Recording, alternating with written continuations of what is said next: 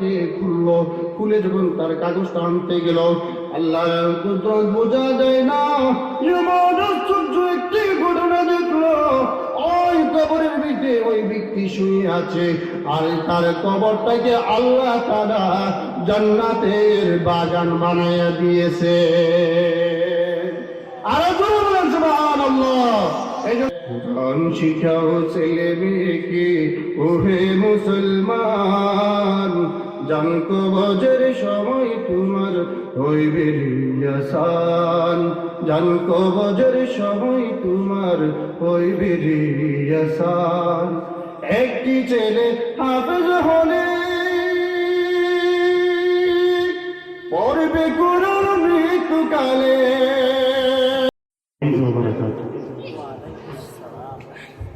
আলহামদুলিল্লাহ আলহামদুলিল্লাহ নাহমাদুহু ওয়া নাস্তাঈনুহু ওয়া নাস্তাগফিরুহু ওয়া নু'মিনু বিহি ওয়া নাতাওয়াক্কালু আলাইহি ওয়া না'উযু বিল্লাহি মিন শুরুরি আনফুসিনা ওয়া মিন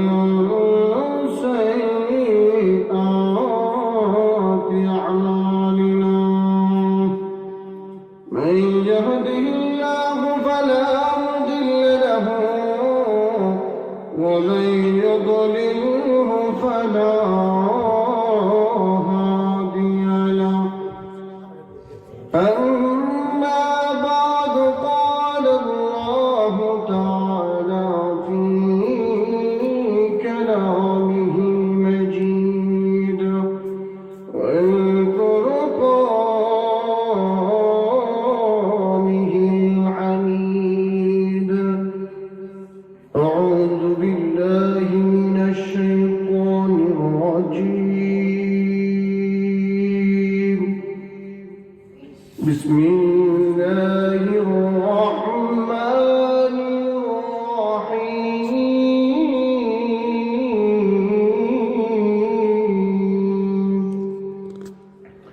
اقرأ باسم ربك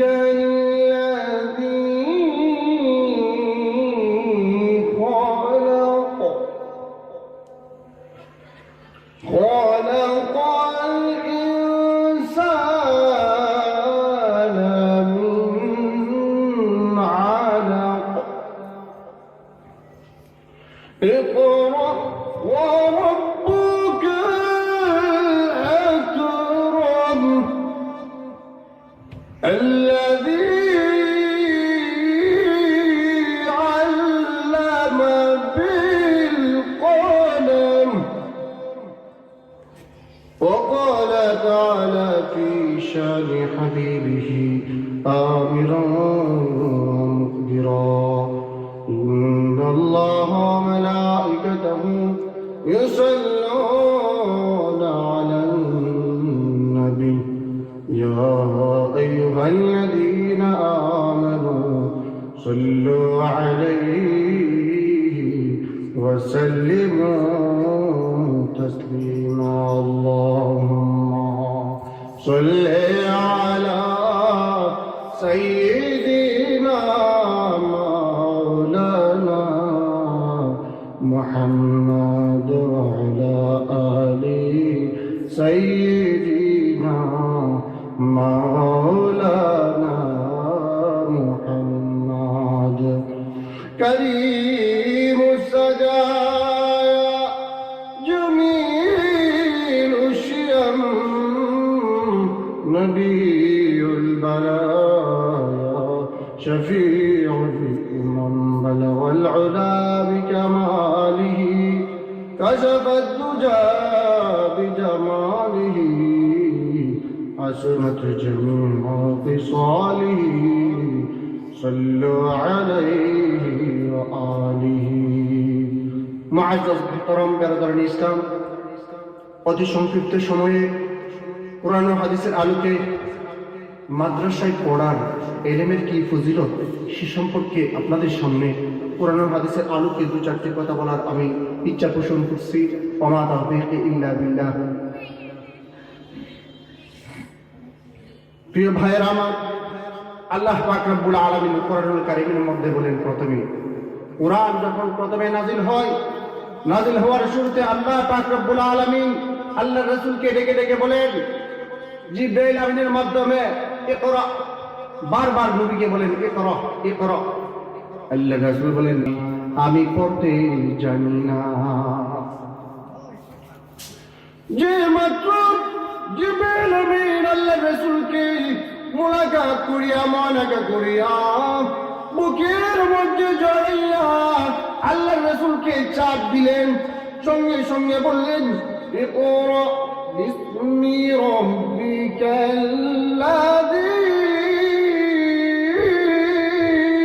খলাক।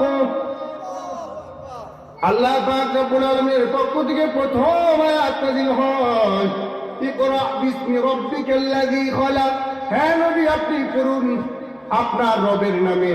আল্লাহ তাআলার নাম শুনিয়া আমার রাসূল সঙ্গে সঙ্গে জিবরাইলের সাথে সাথে পড়তে লাগলেন।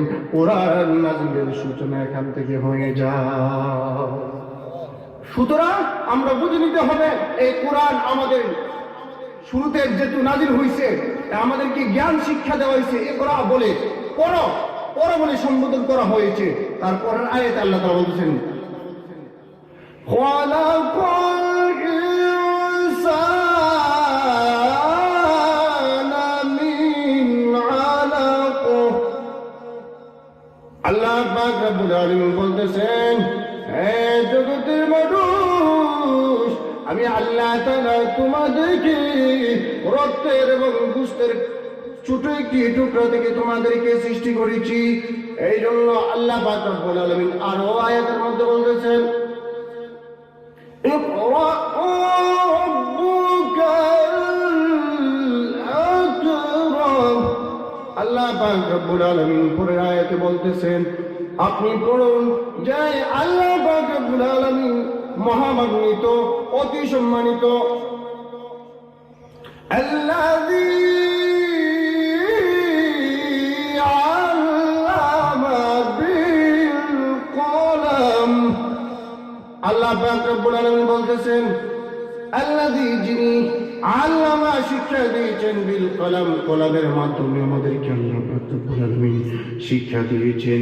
সুতরাং বোঝা গেল আল্লাহ পাক রব্বুল আলামিন আমাদেরকে যদি কলমের মাধ্যমে শিক্ষা দিয়েছেন, সুতরাং আমাদেরকে শিক্ষা ব্যতীত কোনো আর গতি নাই। আমি একটা কথা আজকে এখান থেকে পরিষ্কার করে দিয়ে দিতে চাই, এই যে মাদ্রাসা দেখতেছেন, সুন্দরাম পূর্বপাড়া মদিনাতুল উলুম মাদ্রাসা ও এতিমখানা, এই সমস্ত মাদ্রাসার মাধ্যমে আমাদের সন্তানরা, আমাদের যেই ছেলেমেয়েরা আছে, তারা ওই ওহীর শিক্ষা পাবে, এখানের মধ্যে দুনিয়ার শিক্ষা পাবে, আখিরাতের শিক্ষা পাবে। আপনার আমার সন্তান আমাদের জন্য বিশুদ্ধভাবে কোরআন শরীফ তেলাওয়াত শিক্ষা এখান থেকে যখন তারা পড়তে পারবে, আল্লাহ পাক রব্বুল আলামিনের দরবারে আমরা মরণের পরে গিয়ে বলতে পারবো, ও রব্বুল আলামিন, আমার সন্তানকে, আমার ছেলেকে, আমার মেয়েকে আমি কোরআন শিক্ষা দিয়েছি, সহি শুদ্ধ করে কোরআন শিক্ষা দিয়েছি, অতএব আল্লাহ তুমি আমাকে মাফ করে দাও। আল্লাহ তাআলা এই কোরআন শিক্ষার বদলেতে, আমাদের সন্তানদের কোরআন শিক্ষার বদলেতে আল্লাহ তাআলা আমাদেরকে মাফ করে দিয়ে দিবেন। সকলে সুবহানাল্লাহ। প্রিয় ভাইয়েরা আমার, আরব দেশের মধ্যে একজন ব্যক্তি সারাদিন গাছ কাটত, রাতের বেলায় ওই ব্যক্তি কোরআন কোনদিন পড়ে নাই, কিন্তু হুজুরের মুখ থেকে শুনেছে যদি কোরআন শরীফকে মহব্বত করে, তাহলে ওই ব্যক্তিকে আল্লাহ পাক রব্বুল আলামিন ওই ব্যক্তিকে কোরআনের শাফায়াতের মাধ্যমে জান্নাত দান করবে। ওই ব্যক্তির রাত যখন হয়, গভীর রাতের সময় এই কোরআনকে হাতের মধ্যে নিয়া কোরআন শরীফ খুলিয়া সে বলে, সে তো পড়তে জানে না, সে বলে, আল্লাহ তুমি কোরআনের মধ্যে যা নাযিল করেছো এইগুলো তুমি সত্য নাযিল করেছো। আল্লাহ তুমি যা কোরআনের মধ্যে বলেছো সত্য বলেছো। ও রব্বুল আলামিন, তোমার কোরআন পড়তে জানি না, কিন্তু তোমার কোরআনের জন্য আমার জান কুরবান হয়ে গিয়েছে। কোরআন শিখাও ছেলে মেয়েকে, ওহে মুসলমান, জান কবজের সময় তোমার হইবে রিয়াসান, জান কবজের সময় তোমার হইবে রিয়াসান। একটি ছেলে হাফেজ হলে পড়বে কোরআন মৃত্যুকালে।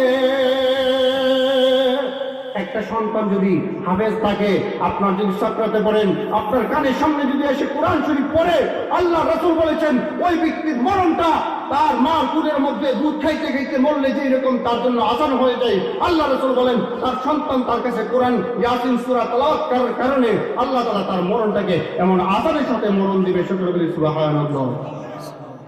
একটি ছেলে আলেম হলে পড়বে কোরআন মৃত্যুকালে, শয়তান যখন লুটিতে আসিবে ঈমান। কোরআন শিখাও ছেলে মেয়েকে ওহে মুসলমান, জান কবজের সময় তোমার হইবে রিয়াসান। হাদিসে নূর বলেন নবী, জান কবজ হবে যখনই মা বাবা বেশি আসবে শয়তান, মা বাবা বেশি আসবে শয়তান লুটিতে ঈমান। এই কোরআন শয়তানকে তাড়াইয়া রাখিবে ঈমান, এই কোরআন শয়তানকে তাড়াইয়া রাখিবে ঈমান। আমরা সকলে আমাদের সন্তানদেরকে কোরআনের শিক্ষা দিতে রাজি আছি না নাই? আল্লাহ তাআলা আমাদের সকলের সন্তানদেরকে কোরআনের শিক্ষার জন্য কবুল ও মঞ্জুর করুক। যেই কথা বলতেছিলাম ভাইয়েরা আমার, ওই ব্যক্তির রাতের মধ্যে প্রতি রাত এরকম ভাবে কোরআনকে পড়তো, কিন্তু পড়তে জানতো না। সে বুক বাসাইয়া কাঁদতো, কোরআনকে মহব্বত করত, কোরআনকে বুকে জড়াইয়া নিত। ওই ব্যক্তি কিছুদিন পরে যখন মারা যায়, গ্রামের মধ্যে কেউ জানাজা পড়ানোর মতো আলেম নাই, হাফেজ নাই, মুন্সি নাই। ওই সময় তার জানাজা যখন নিয়ে রাস্তার মধ্যে দাঁড়াইলো, এমন সময় এক ব্যক্তি, সে ব্যাংকের মধ্যে চাকরি করে, ওই ব্যক্তি যখন রাস্তা দিয়ে যাচ্ছে বলল, হুজুর আপনি আমাদের জানাজাটা পড়ান, কেউ জানাজা পড়ানোর মতো এখানে মানুষ নাই।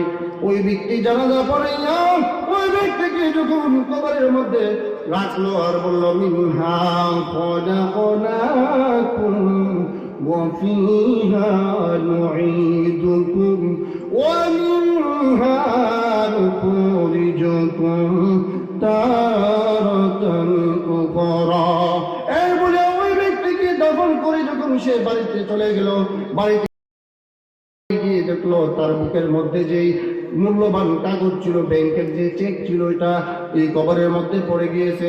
ওই ব্যক্তি তাড়াতাড়ি ওই যে ব্যক্তি মারা গিয়েছে তার বাড়িতে এসে বলে, ভাইরা আমার, এই গ্রামের মানুষ যারা আছেন আপনারা আসেন, আমার মূল্যবান একটি কাগজ ওই কবরের মধ্যে পড়ে গিয়েছে, এটা যদি না পাই আমার জবাবদিহি করতে হইবে। ভাইরা আমার, সঙ্গে সঙ্গে ওই ব্যক্তি গ্রামের মানুষদেরকে নিয়ে রাতের বেলা যখন কবরটাকে খুললো, খুলে যখন তার কাগজটা আনতে গেল, আল্লাহ কুদরত বোঝা যায় না, এমন আশ্চর্য একটি ঘটনা দেখলো।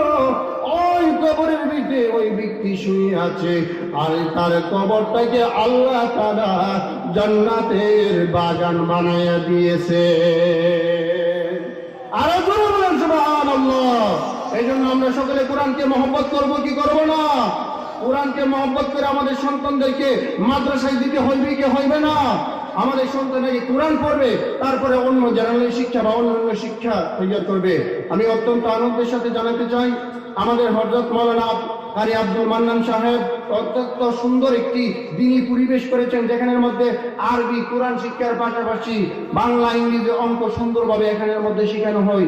আমাদের ছোট ছোট সন্তানদেরকে আগে নুরানি পড়াবো, তারপরে অন্যান্য শিক্ষার মধ্যে দিব। আল্লাহ পাক রব্বুল আলামিন আমাদের সন্তানদেরকে কোরআন শিক্ষা করার জন্য তৌফিক দান করুন। সকলে বলি